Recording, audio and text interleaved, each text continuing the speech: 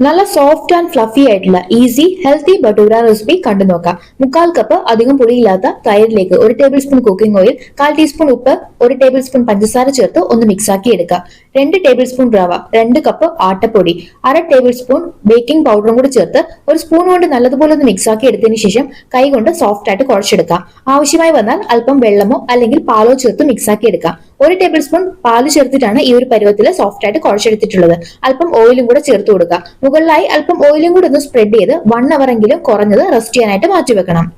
മാവ് നല്ലതുപോലെ സോഫ്റ്റ് ആയിട്ട് വന്നു കഴിഞ്ഞാൽ ഏത് വലുപ്പത്തിലാണോ ബട്ടൂര വേണ്ടത് അതിനനുസരിച്ചിട്ട് മാവൊന്ന് ഉരുട്ടിയെടുക്കുക. ഞാനിപ്പോ ഒരു ഓവൽ ഷേപ്പിൽ ചെറിയ ബട്ടൂരയാണ് റെഡിയാക്കി എടുക്കുന്നത്. ഒരുപാട് അങ്ങ് കനം കുറഞ്ഞു പോയില്ല. എണ്ണയ്ക്ക് നല്ലതുപോലെ ചൂട് വേണം. ഓരോന്നായിട്ട് ഇട്ടിട്ട് ഇതുപോലെ ഒന്ന് ഫ്രൈ ചെയ്തെടുക്കാം. നല്ല ടേസ്റ്റി ആയിട്ടുള്ള പെർഫെക്റ്റ് ബട്ടൂര ഒരിക്കലും ഫ്ലോപ്പ് ആവാതെ ഇതേ രീതിയിൽ തയ്യാറാക്കി എടുക്കുക. ഇതുപോലെയുള്ള സിമ്പിൾ വെറൈറ്റി വീഡിയോസിനായി ചാനൽ ഒന്ന് സബ്സ്ക്രൈബ് ചെയ്യാനും മറന്നേക്കരുത്.